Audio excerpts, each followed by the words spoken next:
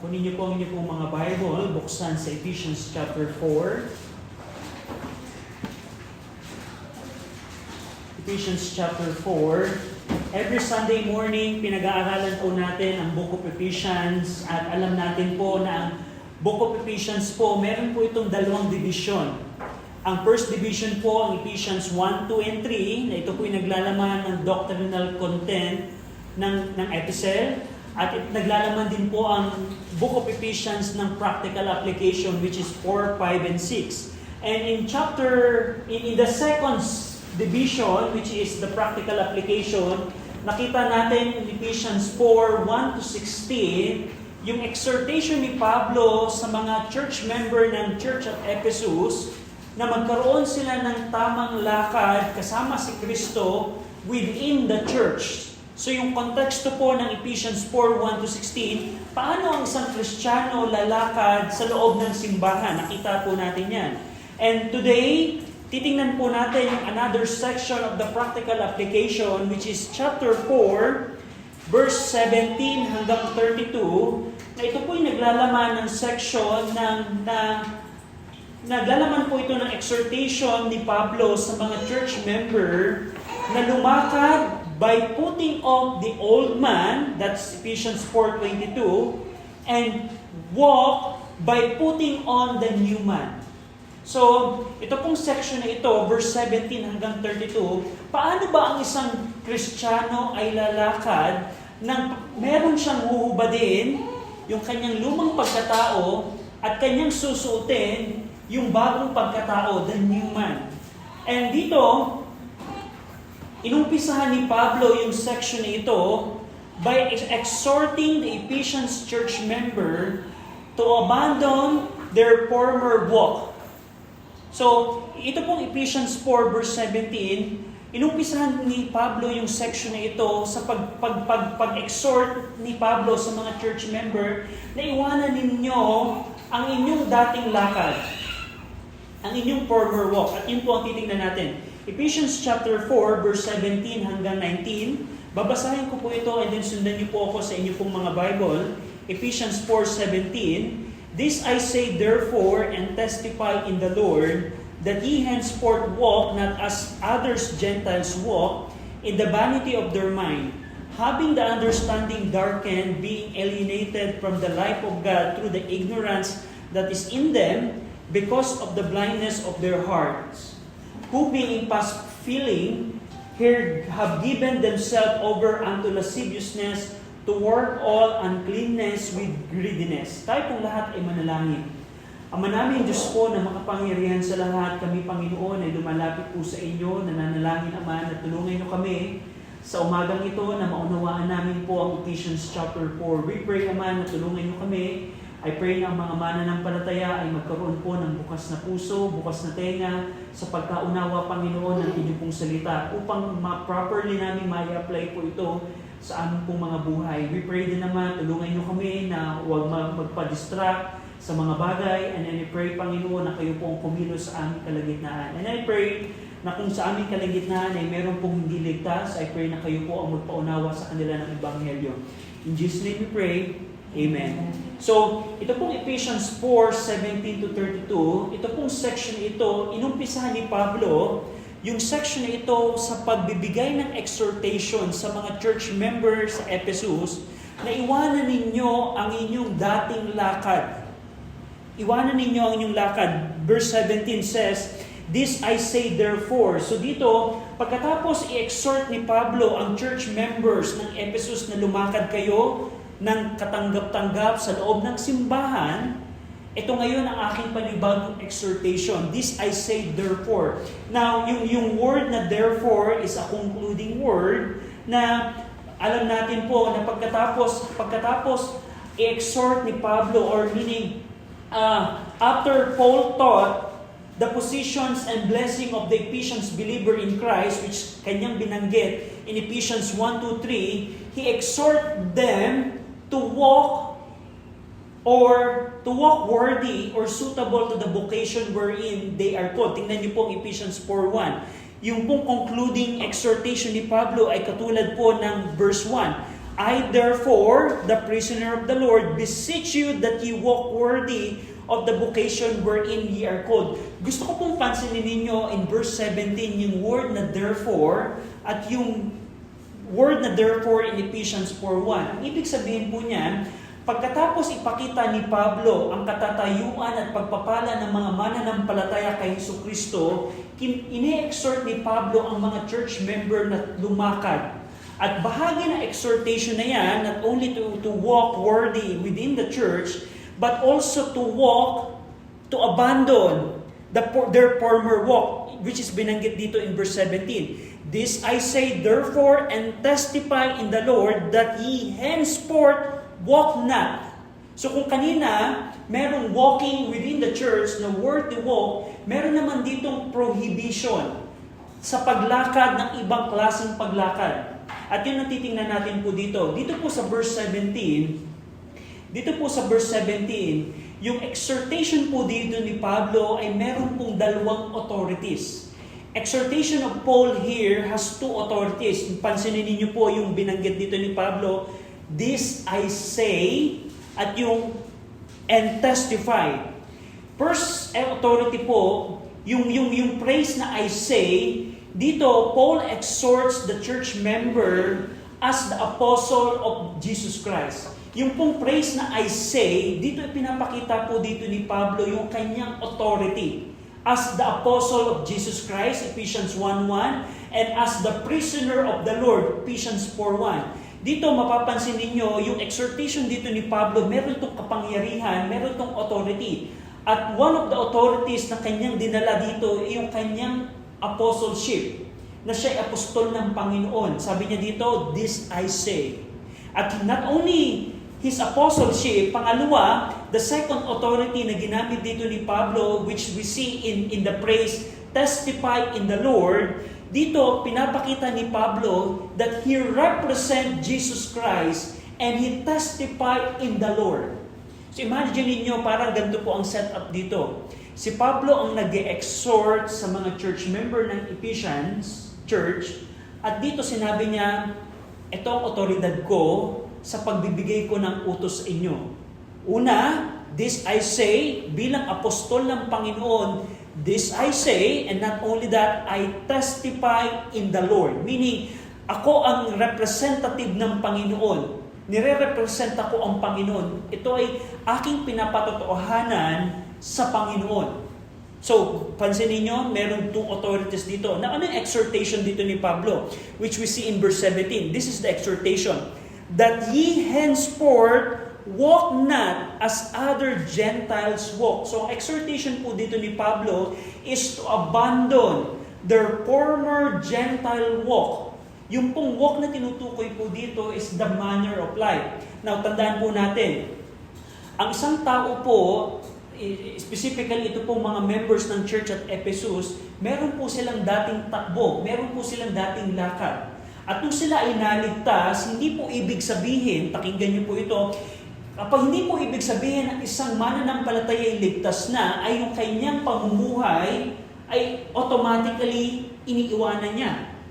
Kung ikaw halimbawa, ganito, kung ikaw ay tamad dati at ikaw ay nasave, I guess, yung katamaran ay bahagi pa rin ng buhay mo. Kung ikaw ay irresponsable nung hindi ka ligtas at ikaw ay saved na ngayon, probably, maaaring meron pa rin irresponsibility sa buhay mo. Hindi po yun nawawala. At dito ini-exhort ni Pablo ang mga mananampalataya ng church at Ephesus na iwanan ninyo yung dati ninyong lakad, yung former Gentile walk. Now dito, ginamit ni Pablo yung word na Gentiles to refer to the pagans or to the foreign nations na hindi po sumasamba at kumikilala sa buhay na Diyos. Yung pong Gentiles dito na tinutukoy, iba po ang pagkakagamit dito ni Paul dun po sa Gentiles in Ephesians 2 and 3. Kasi naalala po ninyo, in Ephesians 2 and 3, ginagamit ni Pablo yung Gentiles to distinguish the Jewish church member. To distinguish from the Jewish church member. Na sa church ng Ephesus, merong mga Jews at merong mga Gentiles. So iba po ang pagkakagamit po dito. yung Gentiles po dito ni tinutukoy in Ephesians 4, ito po yung mga Gentiles. Ito po yung mga nasyon na hindi po kumikilala sa buhay na Diyos. Halimbawa po, let's say, yung pong mga bansa ng Muslim countries. Hindi sila kumikilala sa buhay na Diyos. They are considered pagan or Gentiles. Katulad po ng Pilipinas. We're a Roman Catholic Church. We are not Christian church. Dahil ang Christianity na meron po tayo is actually idolatry. So, that is the Gentile na tinutukoy po dito ni Pablo. At sabi ni Pablo, itong mga Gentile, ito ay merong dating lakad na kailangan nating iwanan, talikuran. At dito, in Ephesians 2:1-3, tingnan niyo po, in Ephesians 2:1-3, dito binanggit din ni Pablo or dinescribe din dito ni Pablo, ano ang klaseng buhay ang meron ang mga Gentiles in Ephesians 2:1-3, and you had it quickened who were dead in trespasses and sins, wherein in time past ye walked. Napansin niyo yung manner of life?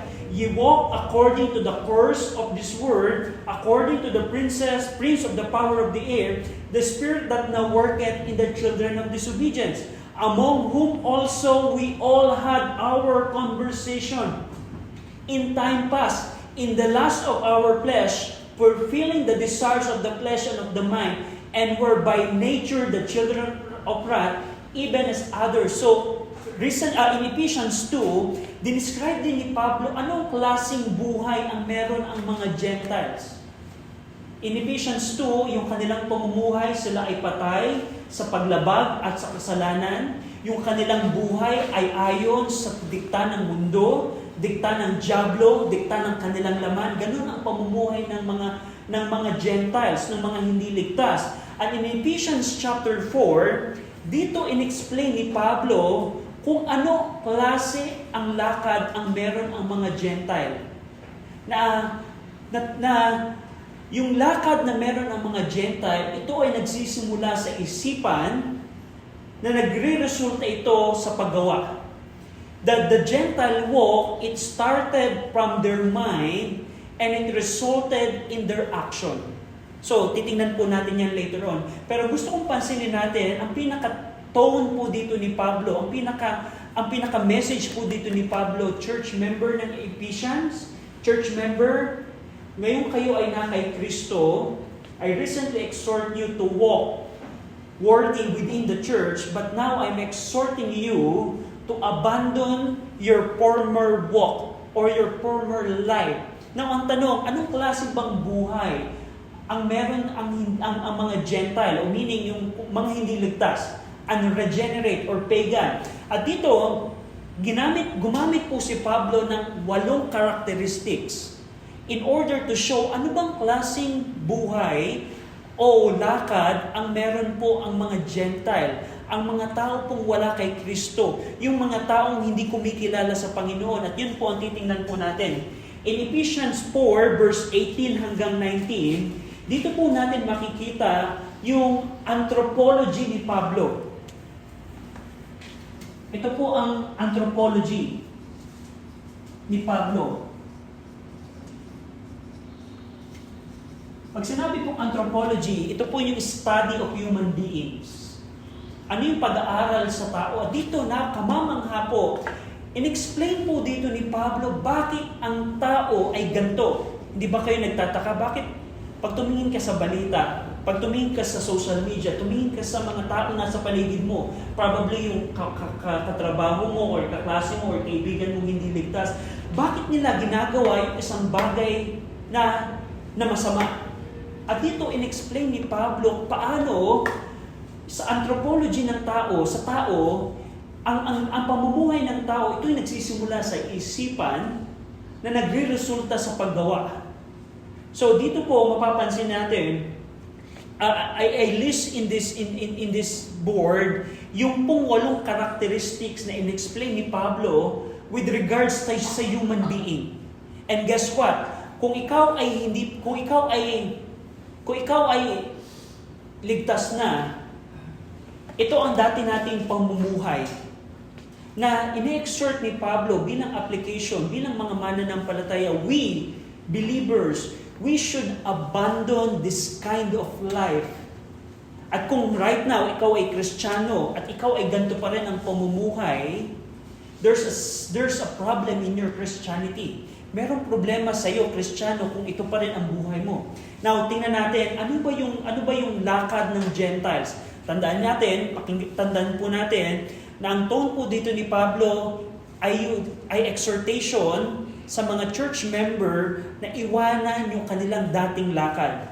At dito, titingnan natin, ano bang klaseng lakad ang meron tayo dati or as a Gentile? Una, makikita natin in verse number 17. Pansinin nyo, that ye henceforth walk not as other Gentiles walk, in the vanity of their mind. In the vanity of their mind. Unang karakteristik po ng lakad ng mga Gentiles o ng mga hindi ligtas ay meron po silang lakad in the vanity of mind. Yung pong lakad po dito ng mga Gentiles or manner of life, ito po ay nakabase sa vanity of their mind. Ano po yung vanity of mind? Ito po yung nagpapatungkol sa worthlessness. The word vanity in the original, it means worthlessness or emptiness of their mind. Yung mind po dito na tinutukoy, it refers to the intellect or volition ng tao.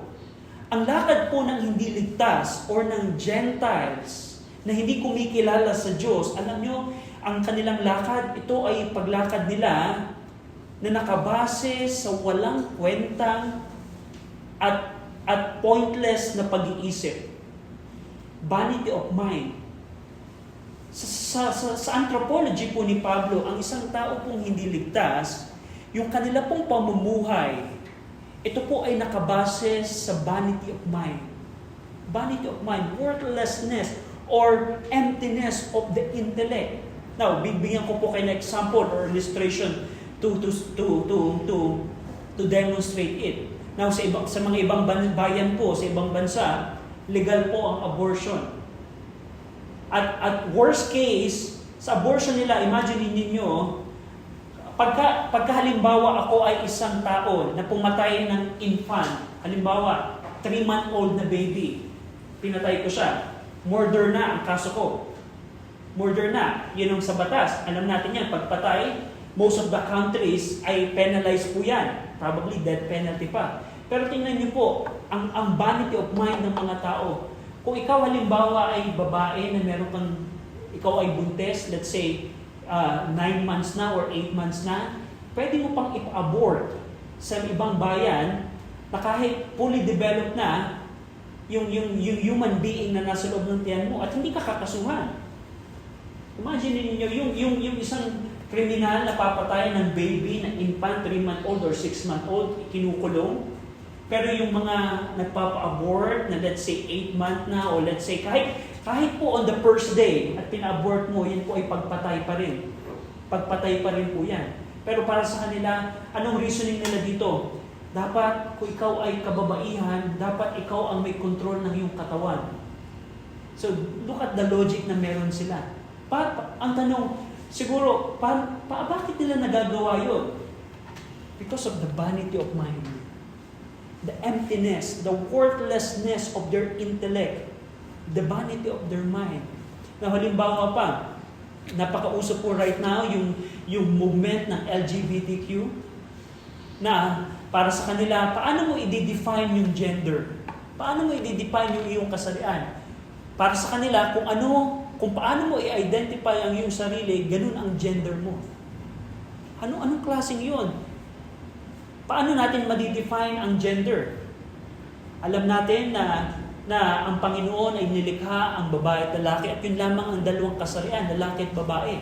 Sa science po, pwede niyong makita kung paano ang isang lalaki ay iba sa babae.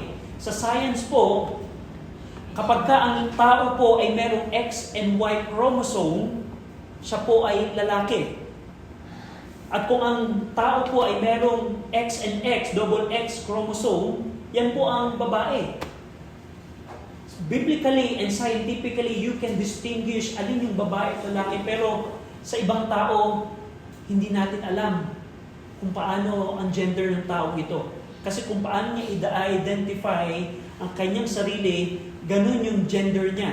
Ganun yung gender niya. Now, ang tanong, paano dumating ang tao sa gantong kalalagayan, kung paano napakagulo na sa gender. Hindi na ma-distinguish kung ano yung gender. It root pa rin sa vanity of mind. Tandaan niyo, kahit sila ay edukado, academically edukado, kahit sila ay doctorate, kahit mga scholars or kahit mga doctorate sa kanilang mga field, yung mga taong nagsasalita nito, kung sila ay wala kay Jesucristo, yung vanity of mind, doon pa rin umiikot yung kanilang buhay. Worthlessness. Walang kwenta ang kanilang mga pag-iisip. That's the meaning of vanity of mind. Walang kwenta. Kaya wag po tayo magtitiwala kahit sabihin pa na ito ang sinasabi ng science, pero kung yung sumulat naman ng article na yun ay hindi ligtas, ang kanilang pamumuhay pa rin ay umiikot sa vanity of mind, worthlessness of mind. So tinitingnan po natin ngayong umaga, paano ba ang tao, ang kabuuan ng isang tao. At ito pong mga naka-color blue, by the way, ito pong lahat ng ito ay patungkol sa isipan.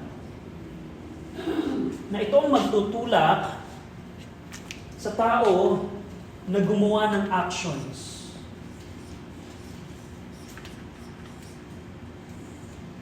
Una, nakita natin, yung lakad po ng mga Gentiles is based sa vanity of mind, worthlessness of mind. Pangalawa, makikita natin in verse 18, having the understanding darkened. So, hindi lamang ang lakad nila ay nasa vanity of mind, based on the vanity of mind. Pangalawa po, they have darkened understanding. Meron silang kaunawaan na madilim. Now, ito pong darken na ito, eskostis menoi, ginamit po ni Pablo yung word na ito 3 times sa kanya pong epistle. Una po, tingnan nyo, in Romans 1:21, yung the word darken.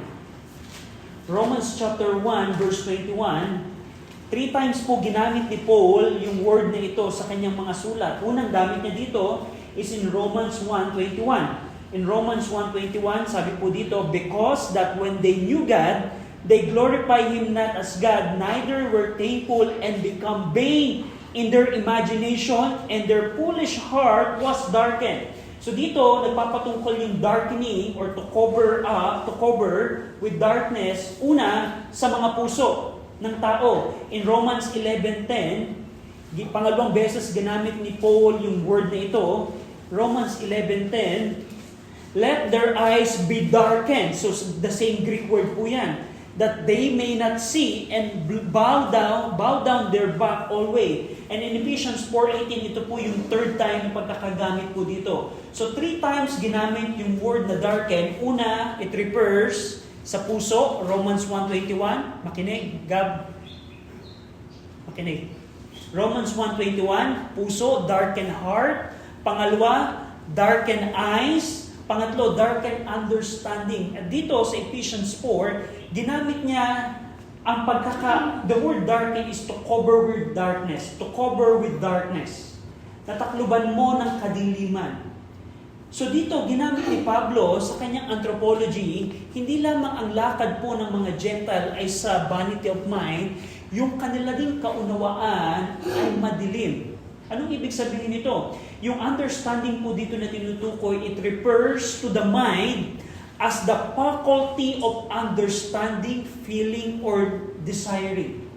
Na para sa mga taong hindi po ligtas, yung kanila pong pangunawa, ito po ay madilim. Now, ano pong ibig sabihin nito? Halimbawa, another example, in order to illustrate ito pong katangian ng lakad po ng mga Gentiles. Now, pag pinaliwanag mo sa mga LGBTQ, bakit hindi mainam or hindi tama ang same-sex marriage? Pag ipinaliwanag mo kasi ang same-sex marriage, ang marriage, one of the reason na in-establish ng Panginoon ng marriage ay procreation. We know that according sa Word of God. Pero para sa mga tao na ipapaliwanag mo, na nasa relationship, na sila ay parehong ang kasarian, hindi nila mauunawaan to. Dumating na ba kayo sa point na Ipinapaliwanag mo ang prinsipyo ng salita ng Panginoon sa taong hindi ligtas na para sa kanila hindi nila ito maunawaan. Halimbawa po sa mga deboto po ng mga for example, mga deboto po ng Nazareno, mga idolaters. Pag ipinaliwanag mo na ang Panginoon ay galit sa pagsamba sa mga inanyuan, hindi nila maunawaan yun. Hindi nila maunawaan na yung kanilang ginagawa, for example, sa Nazareno, yun po ay pagsamba. Anong kanilang pag-unawa? Para sa kanila, hindi naman ito pagsamba. Ito lamang ay pagdeboto. Ganon din yun. So, ang ibig sabihin po nito, ang tao pong hindi ligtas, kahit anong paliwanag mo sa kanila ng katotohanan ng salita ng Panginoon, hindi nila ito maunawaan. Bakit? Kasi yung kanilang pang-unawa, ito po'y madilim. They have darkened understanding. And in fact, may mga pagkakataon na nagwiwin ka ng kaibigan, nagwiwin ka ng mahal sa buhay, at pinapaliwanag mo ang napaka-simple at payak na plano ng kaligtasan. And guess what? There are times na hindi nila ito mauunawaan. Hindi na ito maunawaan. Bakit? Kasi po, ang Gentiles, ang kanilang lakad, hindi lamang nakabase sa vanity of mind nila, kundi meron silang madilim na kaunawaan. Pangatlo, in verse number 18, having the understanding darkened, being alienated from the life of God. Now, and we're going to see that later on, babalikan po natin yan later on, but pang-apat, in verse number 18, being alienated from the life of God, through the ignorance that is in them. Dahil meron silang darkened understanding, ito po ay magre-resulta ng ignorance. The word ignorance is lack of knowledge. Lack of knowledge. Sa mga hindi po ligtas, tinawag po ni Pablo na ang mga Gentiles, ang mga ligtas, na kahit sila'y edukado, kahit sila'y mataas ang pinag-aralan, kung sila ay wala kay Jesucristo, sila ay ignorante. Ignorance, lack of knowledge. Bakit? Kasi yung vanity of mind, connected yan sa darkened understanding. Every time na merong ipapaliwanag ng Diyos through the preachers, through the soul winners, through a Christian friend na papaliwanag ng Ebanghelyo, hindi nila ito nauunawaan at ito'y nagre-resulta ng ignorance sa kanilang buhay. Ignorance, lack of knowledge. At dito, tandaan po natin, ang kaligtasan po ng isang tao ay hindi po ito magical process. Akala ko dati, basta masabi mo lamang yung Romans Road at malid mo siya sa prayer, ay pwede na siyang maligtas. Dati tinuruan pa ako na sa likod ng Bible, isusulat mo yung mga nawin mo sa Panginoon. Anyone na malid mo sa prayer of acceptance, ligtas na yun. Natandaan po natin, akala ko parang ang salvation is para siyang magical process. Yes, I know na ang kaligtasan, it is instant. Pwedeng maligtas ang isang tao ng isang araw, ng mabilisan. Pero tandaan po natin, ang kaligtasan po, it requires knowledge and understanding. Ang isa pong taong makasalanan, kailangan niyang malaman at maunawaan ang Ebanghelyo. Now, for example, buksan niyo po ang inyong pong mga Bible in 1 Corinthians chapter 15.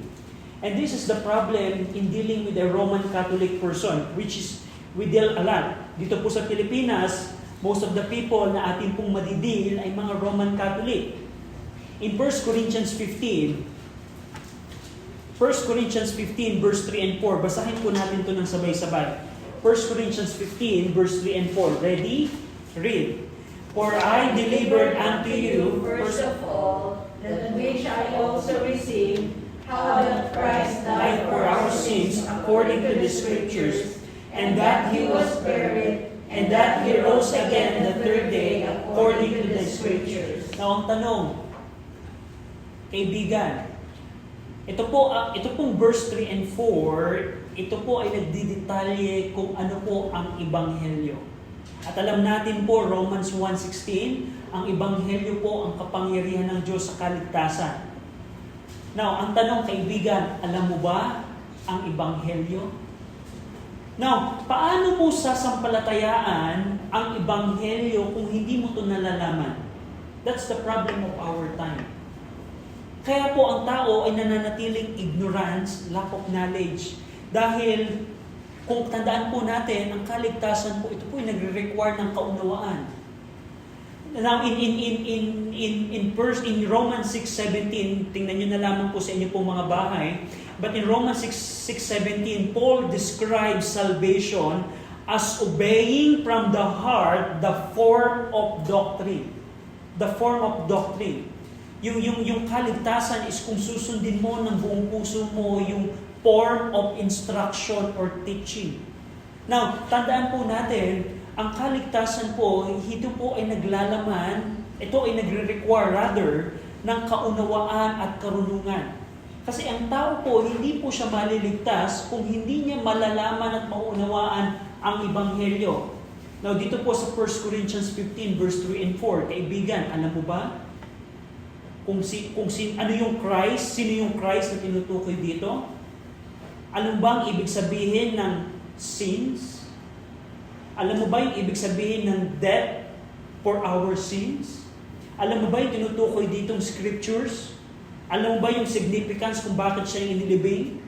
Alam mo ba kung bakit anong kahalagahan that we rose again? Alam mo ba yung scriptures dito? And ang problem in our time, especially in most of the soul-winning program of our time right now, is to trick someone into salvation. Yan po ay promotor ni Jack Hyles. At dito po sa ating bansa, marami po ang followers po ni Jack Hyles. Meron pong tinatawag na Carol Hatch squeeze sa soul-winning na yung soul-winner, meron siyang set of question na puro positive question na kapag yung soul winning, yung sinner ay na kanyang wini-witnessan, ay kanyang tinatanong, ini-squeeze niya sa balikat. Halimbawa, parang ito, naniniwala ka ba na ikaw ay makasalanan? Pag hindi sumasagot, pinipisil niya. Mapapasagot naman yung isa, naniniwala ka ba na ang Panginoon ay namatay sa kasalanan? Pinipisil niya. Naniniwala ka ba na ang kabayaran ng kasalanan ay kamatayan? Pinipisil niya. Gusto bang tanggapin ng Panginoon? Pag ayaw sumagot, pipisilin niya. And hanggang prayer of acceptance na, and that's it. Ganun ang salvation. And ang tanong, alam ba ng tao yun, nung wini-witnessan niya, ano ang kasalanan? According sa Scripture, ano yung significant na ang Panginoong Kristo ay namatay para sa kasalanan? And in the first place, alam ba niya sino yung Kristo? Dahil sa ating pong panahon, marami pong false Christ. Ang Kristo po ng Roman Catholic Church ay iba po sa Kristo po ng Bible. You cannot be saved kung yun ang pagtitiwalaan mong Kristo. And that's the problem of our time. Kaya nga dito, ang isang tao po na hindi ligtas, mananatili siya sa pagiging ignorante. Ignorance. Ito pong condition ito, this condition is related to their understanding that is covered with darkness. Now, kung halimbawa, right now, nasa church ka, at ang ebanghelyo ay pinuproklama ng preacher, at kung meron kang darkened understanding, kahit mapakinggan mo ang ebanghelyo, mananatili ka sa kalalagayan na ito. Mananatili ka sa kalalagayan na ito. Now, going back in Ephesians 4, hindi lamang ignorance dito dahil sa vanity of mind, darkened understanding and ignorance, binanggit kanina ng verse 18, being alienated from the life of God. Being alienated from the life of God. Being alienated meaning being strangers from the life of God. Now, tandaan, ang isang tao pong hindi ligtas, siya po ay hiwalay sa buhay po ng Panginoon. Ibig sabihin po ng being alienated, being shut out from the life of God. Halimbawa po, ikaw ay lumabas at pinalabas namin, nasa pinto ka, at sinarani at tilot, halimbawa yung pinto. Yun pong ibig sabihin ng alienated. Hindi ka na makakapasok, you are shut out Pero yung context po dito ng tinutukoy, ang Gentiles sa kanilang lakad, sila ay shut out or alienated or stranger from the life of God. Ito po ay resulta at dahilan ng kanilang darkened understanding. Sabi po ng John 3:36, buksan niyo po ang Bible po ninyo, in John 3:36. In John 3:36, he that believeth on the Son hath everlasting life, and he that believeth not the Son shall not see life, but the wrath of God abideth on him. Ang isang tao po na nananampalataya sa Panginoong Kristo ay meron pong walang hanggang buhay. Pero kung ikaw ay hindi nananampalataya sa Panginoong Kristo, hindi mo makikita ang buhay. You are alienated from the life of God. Now, dito pong lahat ng ito po'y nagpapatungkol sa isipan. At dito, sinenter out ni Pablo na itong mga katangiang ito ay nagbuhugat sa katangiang ito. The blindness of heart. Pansinin ninyo po in verse 18 ng Ephesians 4. Balikan po ninyo ang Ephesians 4. Sabi doon, having the understanding darkened, being alienated from the life of God through the ignorance that is in them because of the blindness of their heart. Ang lakad po ng mga Gentile, hindi lamang ito base sa vanity of their mind, hindi lamang din ito nakabase sa darkened understanding, na nagre-resulta ng kanilang ignorance in them, na nagre-resulta ng alienated from the life of God. Ang pinaka-root cause ng kanilang kalalagayan is the blindness of their own heart. Ano po yung blindness dito na tinutukoy? Yung pong blindness po dito na tinutukoy, it refers to hardness or callousness or blindness. Naranasan ninyo ba na kung kayo halimbawa ay nasa construction, ano po ang katangian ng mga kamay na nasa construction? 'Di ba? Kalyado na yung kamay. Kung halimbawa tayo na hindi nagko-construct ang gumamit ng pala ng buong maghapon, for sure, pagkatapos ng buong maghapon, sobrang sakit na ng kamay ninyo. Pero sa mga construction worker, halimbawa na talagang bihasado sila doon, yun ang kanilang way of life, yung kamay nila, kahit maghapon sila magpala, hindi na magsusugat yung kamay nila. At probably may mga kalyo na kasi yun yung karaniwan nilang ginagawa. Meaning, ano na to? Ito ay hardened na, callous na, puro kalyo na. At ganun yung tinutukoy po dito ni Pablo. Yung pong puso ng mga Gentiles, they are already blind. Yung blind dito is matigas na. Their heart is, yung kanilang puso na sentro ng kanilang pangunawa at ng kanilang mga nararamdaman ay ngayon ay matigas at bulag na. Now, ginamit ni Jesus Christ, tinuro din ito ni Jesus Christ in Matthew 13, the same principle ang tinuro ni Jesus Christ in Matthew 13. In Matthew 13, verse 13 to 15, Matthew chapter 13, verse 13 to 15, sabi dito ni Jesus Christ, therefore speak I to them in parables, because they see not, and hearing they hear not, neither do they understand. And in them is fulfilled the prophecy of Isaiah, which saith, by hearing ye shall hear, and shall not understand, and seeing ye shall see, and shall not perceive. For this people heart is what gross, and their ears are dull of hearing, and their eyes they have closed, lest at any time they should see with their eyes, and hear with their ears, and should understand with their heart, and should be converted, and I should heal them.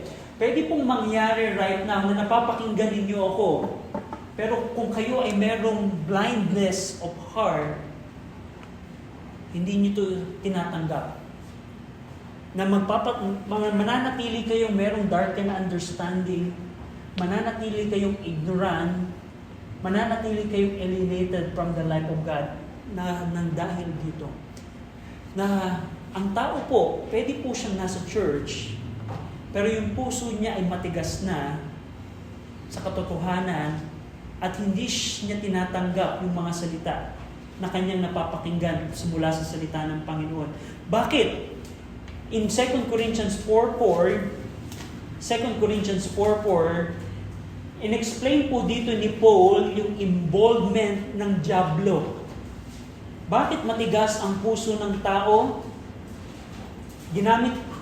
Minention po dito ni Pablo in 2 Corinthians 4:4 yung involvement po ni Satanas. Tingnan niyo po, in 2 Corinthians 4:4, in whom the God of this world, refers to Satan, had blinded the minds of them which believe not, lest the light of the glorious gospel of Christ, who is the image of God, should shine upon them. Pag ang tao po ay hindi naniwala, nadyan po ang dyablo na handang bulagin ang isipan at puso po ng tao.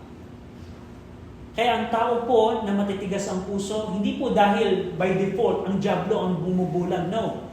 Ang first responsible po sa kalalagayan po ng tao ay ang tao mismo. Kasi kung ang tao po ay hindi maniwala, nadyan po ang dyablo upang bulagin, patigasin po ang puso. Na magre-resulta ng darkened understanding, hindi niya na maunawaan. Hindi niya na maunawaan na ang same-sex marriage ay hindi ayon sa kalooban ng Panginoon. Hindi niya na maunawaan yung kanyang mga ginagawa. Mananatili siyang ignorante. Mananatili siyang hiwalay sa buhay ng Panginoon. Mananatili siyang lumalakad sa vanity, walang kahulugang pag-iisip. At yan ang kalalagayan po ng tao. Now, ito po, in verse number, going back in Ephesians 4, in verse 19, dahil sa kanilang kalalagayan sa isipan at sa kanilang puso, ito po ang naging resulta sa kanilang buhay. In verse number 19, who being past feeling, have given themselves over unto lasciviousness, to work all uncleanness with greediness. Yung pong word na being past feeling, ito pong word na ito po yung nagpapatungkol sa kanilang pagtigil. Yung word na being past feeling, apelgekotes, ibig sabihin po nito yung hindi mo na maramdaman yung sakit. Katulad ng isang kamay, na example natin kanina, kapag ka ito ay being past feeling na or apelgekotes, meaning hindi ka na makakaramdam ng sakit. Meaning insensible ka na. Now dito, tingnan niyo po, sa anthropology po ni Pablo, dahil sa kalalagayan po ng tao sa kanyang isipan at puso, ang tao po ay being past feeling na, ibig sabihin na insensible na siya. Wala na siya sa tamang pakiramdam in a way na insensible na siya. Being insensible na sa kanyang kalalagayan na being past feeling, he voluntarily given himself or themselves over unto lasciviousness. Hindi niya na alam, hindi niya na makontrol, hindi niya na ramdam na ang kanyang kalalagayan, kaya ibinigay niya na yung kanyang mga sarili into lasciviousness. The word lasciviousness is uncontrolled sexual lust. Yung hindi mo na makontrol na pagnanasa sensually, that is lasciviousness. And lastly, to work all uncleanness and greediness. So gusto kong pansinin niyo yung chart na ito. Ito pong naka-color blue, ito pong limang ito po lahat ay nasa isipan at nasa puso ng tao.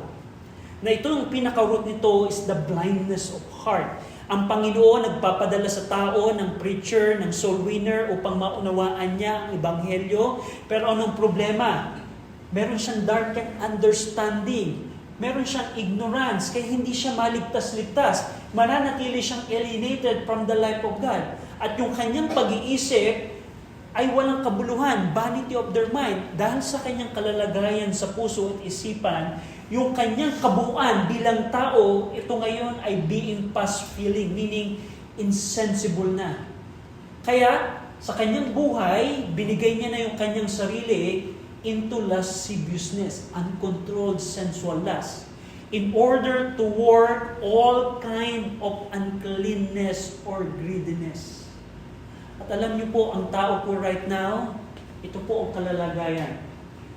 To give you example, alam niyo po, nung panahon po ni Pablo, ang pornography nung panahon po ni Pablo, kailangan mong pumunta sa statue halimbawa ni Diana sa public place upang magawa ng tao yung lasciviousness.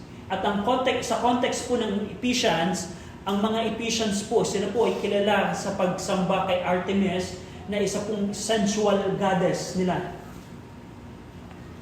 At dito, sa ating pong panahon, pag tinignan po natin ang mga tao right now, basically, ito po ang kanilang ginagawa right now. Yung klase po ng pornography ng ating pong panahon, iba na po ang klase. Yung pornography nung ako'y kabataan, halimbawa kaedad ni Nagab, ni Nabugoy, yung pornography po nung panahon namin, sa dyaryo lamang. Sa dyaryo, yung mga dyaryo na immoral na kwento. Pero ngayon, iba-iba na pong klase. Yung sa ngayon, sa ating pong panahon, yung mga adultery act, pinopromote na ng mga telebisyon. Kung sa isang teleserye, walang adultery na involved, ay boring yung story na yan. Pag nanood kayo ng mga TV, ng mga binobroadcast, ng mga network sa gabi, pansinin niyo po ang mga kwento. Kung hindi bakla kabaklaan, ang kwento ay patungkol sa pangangalunya niya. Paano agawin yung asawa ng iba, paano magkaroon ng relasyon na hindi kasal, all kind of uncleanness. Uncleanness. Sa ating, right now po, kung kayo po ay aware sa industry po ng pornography right now, alam niyo ba na sa ibang bansa po, hindi to sikat dito sa Pilipinas, is pwede mong ibenta yung picture ng iyong paa. Meron pong bumibili. And it's $1 million industry. Pwede kang magbenta halimbawa ng content sa ibang tao, halimbawa picture na ikaw ay walang suot, binibili po ito ng mga tao. Yun po ang klase ng mundo na ginagalawan natin. Kung paano ginagawa na nila yung lahat ng klase ng uncleanness. Yung uncleanness po na tinutukoy dito is the moral and physical uncleanness. Uncleanness. Dati sa ating pong panahon, nung unang panahon, very rare po yung mga bagay ng pornography. Kapag ka ikaw ay nasa LGBTQ, meron kang karelasyon na ibang na same gender rather, parang sa community ng dating panahon, parang wait, ba't ka ganyan? Pero ngayon, tanggap na. All kind of uncleanness. At alam nyo, recently nakakita ako na meron talang tinatawag na adult, I don't know the term, pero yung cruise ship. Alam niyo yung cruise ship, yung pagka ikaw ay sobrang yaman na, wala kang magamit sa pera mo, pwede kang sumakay ng barko, tutur ka sa iba-ibang tourist destination. At I found out na meron palang klase ng cruise ship na pang-adult lamang. Na ano po ang pinaka-center nung cruise ship na yon. Kung kayo ay mag-partner, pwede kayong pumunta sa isang attraction ng cruise ship na pwede kang mag-exchange ng partner. Imagine niyo sa isang kwarto, partner mag-asawa kayo, and then pwede mong makasiping yung ibang partner ng iba. Ang tanong pa rin natin, bakit nagagawa ng tao ngayon to? Bakit nila nagagawa yung all kind of uncleanness? Wait, ito pala yung nagsimula sa blindness of heart, sa darkened understanding, sa ignorance, vanity of mind, alienated, na dumating sila sa punto na sila ay being past feeling, meaning insensible na. Kaya ibinigay na nila ang kanilang mga sarili into lasciviousness, uncontrolled. The lasciviousness is uncontrolled. Hindi mo na makontrol na pagnanasa. Kaya ginagawa na nila ang uncleanness, all kind of uncleanness. At sa mga kabataan na dito right now, pwede niyong maranasan to. One day, katulad ng isa kong manager ko before, advice sa akin, RJ, parang I think 3 years ago na, advice sa akin, RJ, huwag ka na mag-asawa, binata pa ako that time. Bakit? Sir, sabi ko, sir, bakit ina-advise mo na huwag na ako mag-asawa para iba-iba yung maging girlfriend mo. Kasi siya, dahil meron siyang asawa, nag-a-abroad siya sa iba-ibang bayan na kanyang pinupuntahan, iba-iba yung kanyang kapartner doon. Na ang tanong pa rin, bakit dumadating ang tao sa ganung kalalagayan? In-explain dito ni Pablo. And by the way, not only all kind of uncleanness, yung greediness. Ang tao po right now is full of greed. Yung pong mga vloggers na kilala ngayon, ang pinopromote nila to be greed. Kaya nila piniplex, or term na ginagamit nila, piniplex nila yung kanilang buhay, pinapakita nila yung kanilang buhay. At bakit yung mga videos nila ay kilala? Kasi ang tao po ay triggered by greediness. Oh, itong YouTuber na ito, ang daming pera kagad. Dahil sa ginagawa lang na ganito. Itong kanyang pamumuhay ay puro patungkol sa pera. Greediness.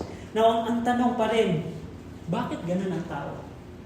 Bakit ang tao nagagawa yung mga bagay na ito? Ito in-explain ni Pablo in just 2 verses. Ginto po ang tao. Nagsimula sa puso na nagresulta sa action. Now, ito po ang tinutukoy po ni Pablo as we close in Ephesians 4:17. This I say therefore and testify that ye, church members, henceforth walk not as other Gentiles walk. Ganito po ang lakad ng mga Gentiles. Ganito po ang lakad ng probably ng kapitbahay mo, ng kaibigan mo, o ng kamag-anak mo. Ganito ang lakad nila. Pero kung ikaw ay Kristiyano na at ikaw ay church member, sabi ni Pablo dito, huwag na tayong lumakad na katulad ng lakad ng mga Gentiles. Kung ikaw ay Kristiyano na at ganito pa rin ang lakad mo, there's a serious problem in your Christianity. Dahil dito, ang tinutukoy dito, ang pinaka-tone dito ni Pablo, ganito ang lakad ng tao, pero kung ikaw ay na kay Kristo, ang tamang lakad kasama si Kristo ay hindi mo nalalakaran yung gantong klaseng lakad. Just imagine all uncleanness, all greediness ng mga tao. Now, bilang challenge po as we close, bilang challenge po, buksan niyo po ang Ephesians 4. Kung hindi ganito ang ating pag-iisip at pamumuhay, anong klaseng pamumuhay ang meron dapat tayo? In Ephesians 4:22-23, i-discuss po natin ito, pag-aaralan po natin ito next week. In verse 22 and 23, that ye put off concerning the former conversation the old man, which is corrupt according to the deceitful lust, and be renewed in the spirit of your mind. This is the key, Christian. Kung ikaw ay Kristiyano na, paano tayo lalakad nang hindi na ganitong klaseng lakad? Is to be renewed in the spirit in your mind. Naalala nyo ito? Vanity of mind, heart, understanding. Heart, mind, understanding. Kailangan yung ating puso at isipan ay ma-renewed sa espiritu. Paano, Brother RJ? To give you a simple tip, this is the key. Paano ko i-renew yung aking isipan sa prinsipyo ng salita ng Panginoon? That's the key. In order na hindi na tayo lumakad ng ganito. Na kung ikaw naman, kaibigan, ay hindi paligtas, ano yung Brother RJ yung hindi paligtas? Hindi ka pa nagsisisi at nananampalataya sa Panginoong Kristo, ang malungkot na kalalagayan is ganito pa rin ang iyong buhay. Kabataan, mga kabataan na dito, kung hindi ka pa kayo ligtas, according sa salita ng Panginoon, ganito pa rin ang kalalagayan ninyo. Probably hindi pa kayo dumadating sa point na ito, pero sooner or later, dadating kayo sa kalalagayan na ibibigay nyo ang inyong sarili sa uncontrolled sexual lust, the lasciviousness. At ayaw mong maranasan niyang kaibigan. Kailangan mong sampalatayaan ng Panginoon bilang Panginoon at tagapagligtas ng iyong buhay. Tayo pong lahat ay manalangin. Ama namin Diyos po na makapangyarihan sa lahat, salamat Panginoon sa inyo pong salita na amin pong napag-aralan. Salamat sa mensahe na inyo pong nakita kung paano ang mga Gentiles ay lumalakad. And we pray, Ama, bilang mga mananampalataya ng aming pong panahon, we pray na tulungan niyo po kami na wag na pong lumakad katulad po ng mga lakad ng mga Gentiles. And we pray na patuloy kayong manguna at magpala, Panginoon, sa amin. Sa ngalan po ng aming Panginoong Kristo,